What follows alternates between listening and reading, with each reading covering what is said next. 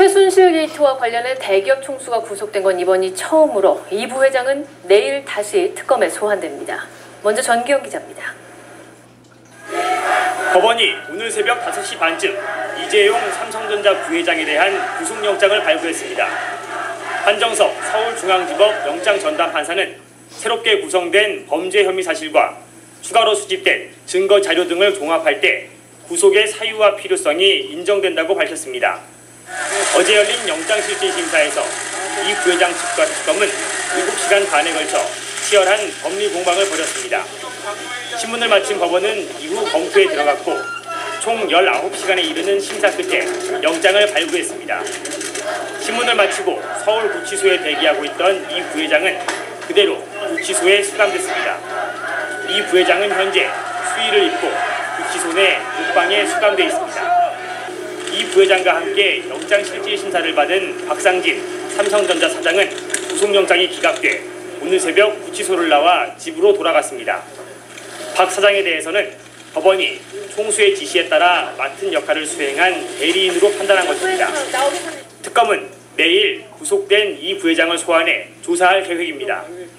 최지성 부회장 등 나머지 삼성 수뇌부 3명에 대한 신병 처리는 이 부회장의 기소 시점에 결정하겠다고 밝혔습니다. MBC 뉴스 전기영입니다. 특검은 첫 번째 구속영장이 기각된 뒤 3주간 보강 수사를 진행했습니다. 새로 추가된 재산 국외 도피와 범죄 수익 은닉 혐의가 결정적인 구속 사유가 된 것으로 보입니다. 박진중 기자가 보도합니다. 특검은 지난 14일 이재용 부회장에 대한 구속영장을 재청구하면서 5가지 혐의를 적용했습니다. 그중 재산 국외 도피와 범죄 수익 은닉은 새롭게 추가된 혐의입니다. 특검은 삼성이 최순실 씨의 독일 회사인 코어 스포츠에 78억 원을 송금하는 과정에서 금융당국에 신고하지 않은 것에 재산 국외 도피 혐의를 적용했습니다. 또 정유라 씨에게 후연용말을 교대로 지원하는 과정에서 허위 용역 계약서를 만들어 수익 처분을 숨기려 한 것에 범죄 수익 은닉 혐의를 적용했습니다. 재산 국외 도피 그리고 범죄 수익 은닉 혐의가 추가된 것이 아마 주요한 영장 발부의 원인이 아니었던가. 법조계에서는 특검법상 재산 국외 도피가 도피액이 50억 원 이상일 경우 10년 이상의 징역형이 가능한 중한 범죄여서 영장이 발부됐을 것으로 보고 있습니다. 특검의 보강 수사는 경영 승계의 대가성에 수사 초점을 맞춘 것이 주요했다는 평입니다. 1차 구속영장은 삼성물산과 제일모직의 합병 과정과 이와 관련된 최순실 씨 지원에 집중한 반면 2차 영장은 합병을 넘어 이재용 부회장의 경영권 승계라는 큰 그림으로 눈을 돌렸습니다. 특검은 금융위원회와 공정거래위원회 압수수색을 통해 합병 후 순환출자 문제를 심사하는 과정에 특혜가 있었다는 단서를 잡았습니다. MBC 뉴스 박진준입니다. 이재용 부회장의 구속엔 마치 조선시대 사초 같다고 하는 안종범 전 수석의 업무 수첩이 결정적 역할을 했습니다. 이 특검은 지난해 확보한 17건에 이어 추가로 39건, A4 용지 800장 분량에 이르는 수첩에 담긴 내용들을 증거로 제출했는데요.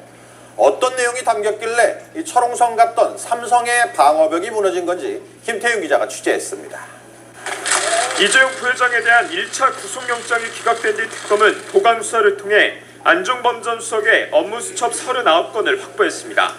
업무 수첩에는 2014년 9월과 2015년 7월, 2016년 2월 세 차례에 걸친 대통령과 이 부회장의 단독 면담 사실과 이 자리에서 경영권 승계가 논의된 정황 등이 담겨있는 것으로 전해졌습니다. 특검팀은 안종범 수첩이 이재용 부회장 구속에 결정적인 증거가 됐다고 밝혔습니다. 안종범 전 수첩에 그 자리에 있었던 자료들이 상당히 중요한 자료 중에 일부였다는 것을 말씀드릴 수 있습니다. 특검팀은 안종범 수첩에서 삼성 바이오로직스와 금융지주회사 등 삼성의 지배구조 개편과 관련한 단어들이 포함된 사실을 확인했습니다. 이를 근거로 특검은 공정거래위원회와 금융위원회를 압수수색해 이 부회장 경영승계의 걸림돌이었던 순환출자 구조에서와 관련한 특혜 단서를 확보했습니다. 다만 안종범 전 수석 측이 뒤늦게 39개 수첩의 확보 과정에 문제가 있었다며 위법성을 주장하고 있어 재판 과정에서 수첩의 증거 능력이 논란이 될 것으로 보입니다. MBC 뉴스 김태윤입니다. 이재용 부회장이 구속되면서 특검 수사에도 다시 탄력이 붙었습니다. 이 부회장의 경영권 승계를 놓고 박근혜 대통령과 모종의 거래가 있었다는 특검의 수사 구도가 더 힘을 받게 됐는데요. 이제 남은 건 박 대통령 대면 조사. 이번 주말이다. 다음 주 초다 전망 속에 수사는 정점을 향해 가고 있습니다. 박성원 기자입니다. 특검은 2달 가까운 수사 기간 동안 몇 차례 고비를 겪었습니다. 첫 번째 위기는 지난달 이재용 부회장의 첫 구속영장 기각이었습니다. 뇌물 혐의 입증에 실패한 것으로 받아들여지면서 수사 동력이 떨어질 것이란 관측이 나왔습니다.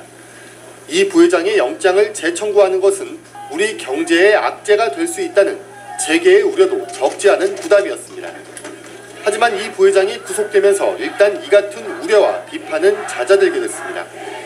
이 부회장의 구속을 이끌어낸 건 대통령의 뇌물 혐의 입증에 한 발 더 다가갔다는 의미이기도 합니다.